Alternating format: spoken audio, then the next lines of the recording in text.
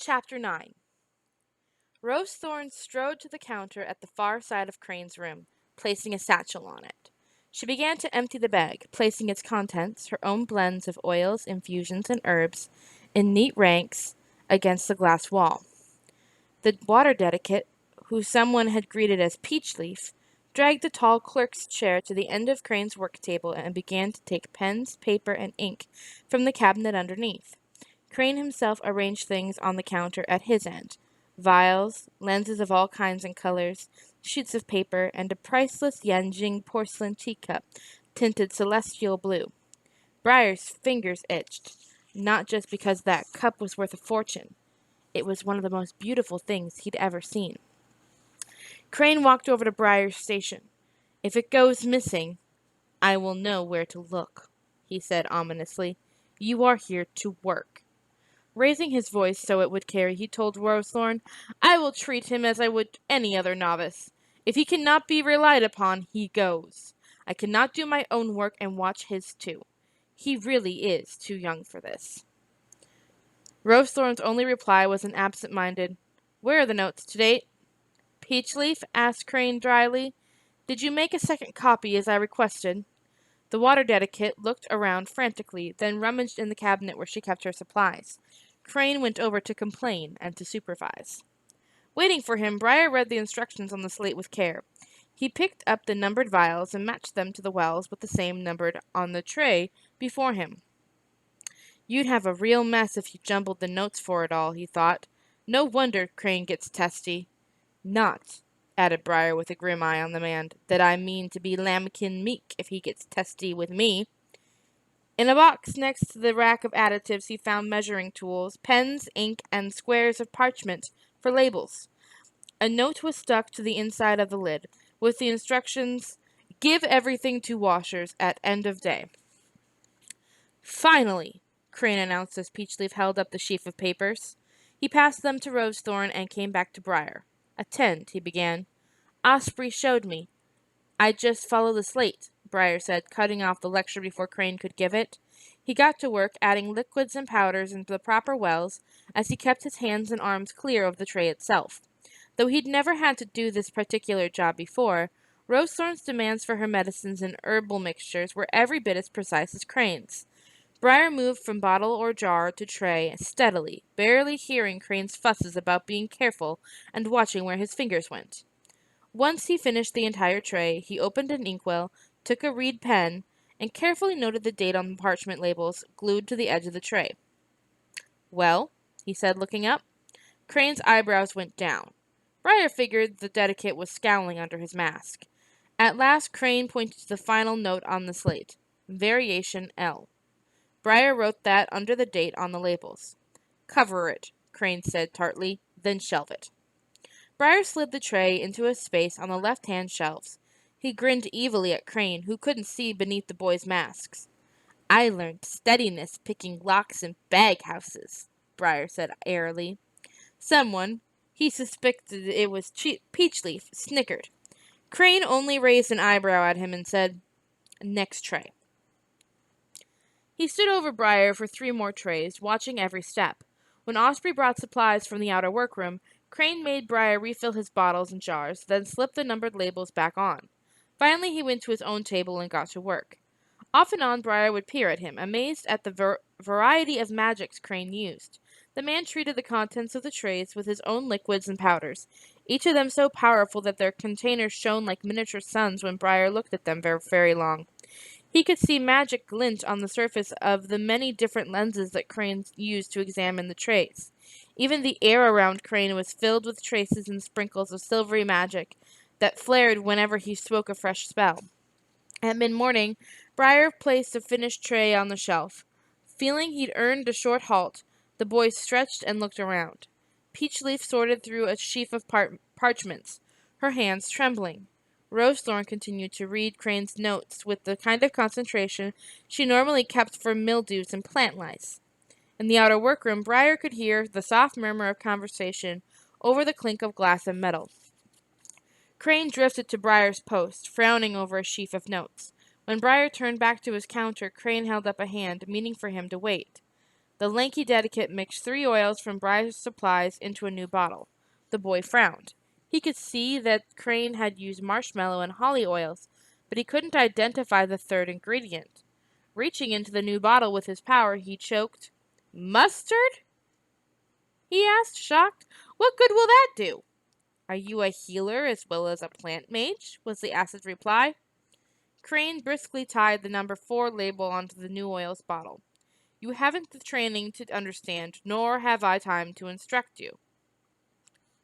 Be that way, Briar thought irritably. As Crane changed the slate to read 1 drop instead of 3 for number 4, Briar took out a clean measure. He noticed that Crane also changed the letters on the variation on the blackboard. "I have amended," Crane began. "I see," Briar interrupted, too peeved to mind his own manners. "Variation M. What'll we do when we run out of letters?" he wondered. As the boy fetched a new tray, Crane said grudgingly, "It is my thought that essence of mustard will act to flush the disease, as the marshmallow soothes the harsh action of the mustard. The holly—" "Fever," Briar said promptly. "It won't work," called Rosethorn. Crane twitched. Rosethorn went on, "Check your notes on the combinations you tried 2 days ago." Crane went over to her, and Briar tended his tray. The sound of rising voices broke his conversation soon afterward. Crane and Rosethorn were fighting. Peachleaf, seated too close to them for her own comfort, shrank back, face pale. Briar, noting the healthy blush in Rosethorn's cheeks, decided that she was having a good time, and ignored the battle. He had completed half of the waiting trays about an hour before noon, but someone from the outer room carried in fresh ones. "Use the old trays first," Crane said. Briar nodded. He hated to admit it, and would never say it aloud, but Crane seemed to have good reasons to do things as he did. He was measuring out infused aloe from jar numbered 7, when Rosethorn asked, "Crane, why did we create broad diagnosis powders 3 years ago if you aren't going to use them?" "What are you talking about?" demanded Crane. "Of course I used them on the day we began. I had to give them up. It is in your very first section of notes." "No, it's not." Crane went to Rosethorn's table and plucked the notes from her fingers. "I detailed the results thoroughly," he muttered, leafing through the sheets. "The blue pox caused our general diagnosis additives to break up. I know very well you are to have everything." "Ah." With a glare for Peachleaf, he pulled 3 sheets from the stack and put them on top. The healer shrank in her chair. "They appeared to have been placed behind the section on the disease's response to neutral substances. Why, no one can know, because these notes are supposed to be in chronological order." He thrust the papers at Rosethorn. She took them and muttered, "Bully." Crane ignored her. "Even the most basic compound additives we are accustomed to using break up when brought in contact with the blue pox essence. I was forced to go to the simplest oils, chemicals, and herbs. It slowed me to a crawl." Rosethorn frowned as she read. "That makes no sense," she remarked. Crane saw that Briar was watching. His eyebrows rose, and Briar quickly got back to his work. When the hub clock chimed the half-hour after noon, Osprey and another of the outer room workers arrived with a tray of covered dishes. Once her companion had set a small table at the empty corner of the room, Osprey began to lay out the dishes and eating utensils she carried. Briar, who had just finished a tray, went to help. "Take off the gloves and mask. I'll give you a fresh set when you're ready to start again." Osprey murmured to Briar, "Don't go near the work tables while you're eating. You just cost Ibis and Nomi a copper astral apiece. They were sure you wouldn't last till noon. Fill yourself a plate and eat. You need it to stay fresh." Briar was happy to do as he was bid. He also filled a plate for Rosethorn. "You betting?" he asked, his voice audible only to Osprey. She grinned at him. Briar liked her grin. It was wide and cheerful and sunny. "I have 3 copper crescents on you getting the gate between 2 and 3. He hates interrupting to eat, even though he knows he must, so he's testy for hours afterward." "Put me down for 2 copper cresses around 4, Briar replied straight-faced. "I'll be tired of his fussing then." "Can't do it," Osprey said. "The one that's bet on can't wager on himself." "All right." Briar glanced at Peachleaf, who scribbled madly, trying to keep up with the murmured instructions Crane gave her as he worked. 2 copper cresses on Peachleaf by 3. He keeps having to spell words for her when he's giving her notes. 2 cresses on Peachleaf at 3. Right. Osprey and her companion left. Lunch reassured Briar a little. It gave him the crawls to think of the blue pox all around him, but the food was very good. Maybe even working for Crane was better than quarantine. He made sure that Rose Thorn ate. She had finished reading Crane's notes and had arranged her counter the way she liked. Many of the articles, lenses, glass bottles, herbal pastes, and a set of crystals, were things he had never seen before. Briar had been so positive he'd inspected all she had over the winter. If he'd missed these items, she was trickier than he had ever suspected. Briar returned to his desk, glad for the time away, and found that more trays had been added to the stack of those awaiting his attentions. After his return, he saw that Crane was looking over his shoulder again. Several times Briar nearly told the man if he'd wanted to be minded by a fidget, he'd have stayed at Erda's house. Thinking about Ibis's and Nomi's bets, he held his tongue. He'd hate to make money for anyone who'd bet on his departure that day. Perhaps it was relief once Crane returned to his own labors. Perhaps it was the great break for lunch. He might have simply have adjusted to all the magic in his surroundings. Whatever the cause, soon after Crane's retreat, Briar saw a wink of silver in the wells on the tray in his hands. Don't get excited, he ordered himself, closing his eyes to rest them. It's reflected magic or something. There's glass enough here to blind a kid with reflections. He opened his eyes. If he'd seen magic in this tray, it was gone. Shaking his head, he added oils and powders, wrote out labels, clipped the lid to the tray, and then shelved it. When he went for the next tray, he stopped before the cabinet where they were stacked, his back to the glass walls, and took the lid from the topmost one. Gently he lowered the tray into his body's shadow and looked down into it. A ghost of silver glided across the liquid in the third well. Hints of it shone in several more. They faded. Briar whistled and carried the tray to his work table. Was he seeing magic in the blue pox? Asaya Birdwing, give me patience and give me strength, announced Crane. How often must I spell so common a term as antipyretic? Couldn't I just write fever reducer? Squeaked Peachleaf. Whatever term will stop your inane questions, Crane told her icily as the hub clock chimed 2. Read back that last sentence. As Peachleaf read, Briar added oil from the numbered 1 bottle to the 3 number 1 wells on his tray. His 2 copper cresses on Peachleaf's 3 o'clock dismissal were safe for now. When he fetched the next tray, he again put his body between it and the light sources.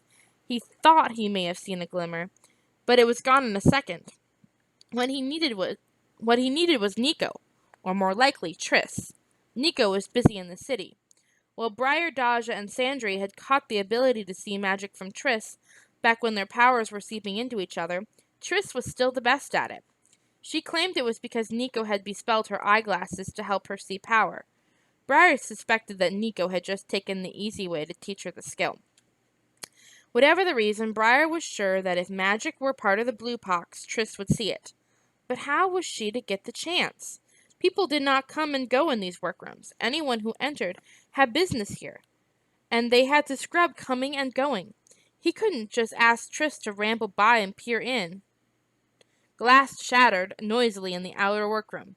Immediately Osprey shouted, "Don't worry, it's not the pox, just some clean glassware." "Not a problem." Crane floated through the door like a god of swans, red flags of rage riding high on his sallow cheeks. Stiff-necked old piece of codfish bait, thought Briar, carrying his newest tray to his counter. "You and you." Crane's voice was almost gentle. "Out. Tell them to send more workers and quickly. Write the words you have trouble with on a scrap of paper and keep it nearby," Rosethorn whispered to Peachleaf. "I do," sniffled the water dedicate, "but they fall off the table." "Put them where your sleeves won't knock them off," Rosethorn hissed. "Honestly, Peachleaf, you're the best midwife at Winding Circle. Try to be more confident. Stand up to him." Briar shook his head, writing his labels neatly. Some people might stand up to Crane, he guessed, but Peachleaf wasn't one of them. Collecting a new tray, Briar checked it as he had the other two. This time he was almost certain the magic was there. He might fare better if he looked into the jars where the essence of the disease was brewed, but the thought of doing so made his scalp creep. He wasn't sick yet. He checked his reflection in the glass wall after lunch, and he planned not to be, ever. Briar looked around. Crane returned.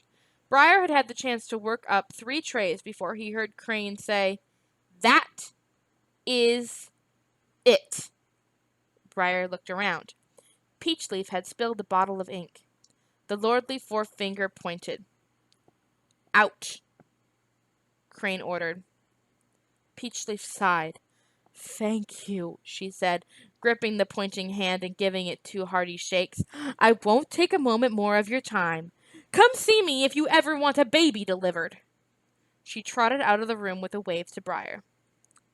The hub clock chimed the half hour. "Drat," thought the boy glumly. "I lost the bet." He risked a peek at Crane. The man surveyed Peachleaf's notes. "Now what am I to do?" he demanded, forgetting perhaps that he was not alone. "Today has been virtually a complete waste." Rosethorn faced him, leaning against her counter. "You could always take your own notes," she said mockingly. Crane sighed. "Have you forgotten I need my hands free to work? You just like having someone to order around." Crane glared at Rosethorn. When he didn't speak, she continued, "Why not Osprey? She's sharp enough, and she puts up with you." "I require her where she is," replied Crane, sagging against his own counter. "I can trust her to watch those flibberty gibbets out there and make sure they do nothing to kill us all. I told you, I will not risk those who show an aptitude for this in a mad scramble for a cure. She must learn to take each step carefully before moving on to the next. Such lessons are impossible under these conditions." "You may have to make allowances," Rosethorn pointed out. "You may have to take a risk." "I have put 5 years' training into Osprey alone," Crane began. Briar croaked. "Tris!" Crane's head swiveled in his direction. "I beg your pardon?" he asked coolly. Rosethorn silently adjusted the strings of her mask. My mate, Tris," Briar said, "the redhead." "You are too young to have a mate," drawled Crane. "It's street slang for best friend," Rosethorn explained scornfully. "As you'd know if you'd ever dropped out of your alabaster tower and dealt with real people in real places." Crane sighed. "Had I wished to do so, I never would have taken vows." He turned back to Briar. "Recording notes is more demanding than preparing trays." "She reads and writes good," returned Briar, thickening his street accent out of perversity. "And she remembers the first time you tell her how a thing's spelt, because she hates being ignorant. She reads books, thick ones, all the time." "She also has nothing to do," added Rosethorn thoughtfully, "and she hates that." Briar stared at her, amazed. He'd never thought Rosethorn had noticed. "She is a child," Crane replied stiffly, turning away. Silence fell once more as Rosethorn got back to work. Crane muttered to himself as he tried both to do his spells and write out what he had done. Briar shut his ears to the distraction. Half an hour passed before Crane went to the doorway. "Osprey?" Osprey walked over. "Sir?" "Tell the runners I want the girl Tristana from Discipline called over here." "Tsk, tsk," Rosethorn said mockingly from her station. "I can't imagine you would have forgotten that our 4 charges speak mind to mind without physical contact. "I think the tea's boiling over," muttered Osprey, darting away. "Rosethorn," Crane said ominously. "Tris," Briar Mind called. "Would you come to the greenhouse? We've something for you to do. Taking notes for old Picklepuss Crane." "Finally!" was her elated response. "Just let me tell Lark. Thank you." "Don't thank me," Briar thought. "Crane rides folks hard. I don't care if he rides me with a bit and spurs. At least I'll be doing something. Now how do I get in there?" He explained about the washroom and then let her go. He had thought to mention his suspicions, but in the end he chose to keep quiet. If there was magic to be seen, Tris would notice without prompting. If he mentioned it beforehand, it might plant the idea in her head, making her see its flicker if it was there or not. It was a half an hour before Osprey came to the workroom door. "Sir, the girl Tristana from Discipline is here." Tris walked in, robed, masked, gloved, capped, and shod as they all were. Her wiry hair fought the cap, forcing red curls out from under the cloth. In one hand she carried her wooden writing case. Crane gestured to it. "You should not have fetched that. We have writing materials enough, and you won't be able to take it out of here until we have a cure for the disease. If we find one." Tris looked at her case, then shrugged. "I still would have brought this," she told Crane. "Everything's how I like it." She squared her shoulders. "Where do I sit?" Crane pointed to Peachleaf's chair, and even managed to wait until Tris was settled, before he began to explain how he wanted things done. Briar returned to work, trying not to feel restless. Had she seen it? Or had the other magics in these rooms blinded her to any ghostly shimmer in the trays? There was no more time to think. First Rosethorn, then Crane made changes to the additives for the trays. Putting the old blends away and making up new ones kept Briar occupied for some time. Once that was done, he started a new tray. "I asked, could you wait a moment, please?" That was Tris, ominously patient. "My dear young woman, if you cannot keep up with me," Crane began. "You just gave me a list of numbers, Dedicate. Which would you prefer? That I get them down as you gave them to me, or that I hurry and make mistakes?" Briar waited, but Crane did not reply. Risking a glance, Briar saw that Crane drummed his work table with his fingers as he glared at Tris. The girl wrote something carefully, then said, "All right." Crane resumed his dictation. Briar worked on as tension ebbed from the air. "That's one," he thought, dripping mullein oil into 3 wells. "Just let her keep him happy till she sees the magic in the pox. That's all I ask." He wasn't sure who he asked it of. Lakik the trickster was a bad god to ask for anything but ill luck to enemies, and Onini had no interest in medicine things. Erda, perhaps. She was the goddess with the stake in all this. Crane and Rosethorn continued to change the ingredients Briar used, marking some trays to be kept overnight, telling them to get rid of others. That job alone was scary. The trays had to be carried into the outer workroom to be emptied and boiled. He did not want to spill anything. The clock struck, though Briar wasn't sure of the hour, just before he heard Tris say, "Just a moment. You said 3 drops of elecampane essence?" "Rather clearly, as I recall," Crane replied. "But you added 3 drops not so long ago." "I did not." "Yes, you did, around 2 o'clock," replied Tris. She flipped through a sheaf of notes. "Right here, see?" Crane looked over Tris's shoulders. "Those are not your notes. They were your last scribes. I looked through while you were getting supplies." "You just happened to remember." Briar couldn't tell if Crane was sarcastic or thoughtful. "I remembered," drawled Tris, much like Crane, "because I memorized the spelling of elecampane, in case you needed it again." Crane looked up and saw that not only Briar was watching, but Rosethorn as well. "Do I afford you amusement?" he wanted to know. "Yes," Rosethorn told him immediately. Briar ducked his head and acted busy.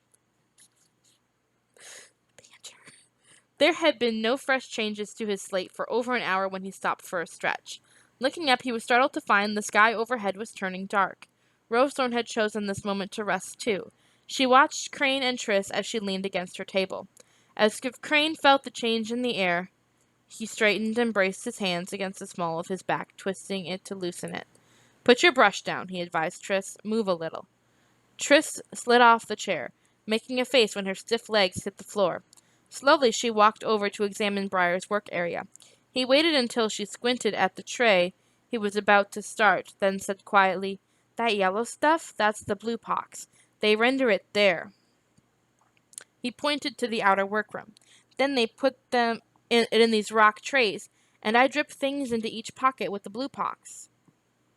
Tris frowned. Silently she asked, "What did you put in this tray?"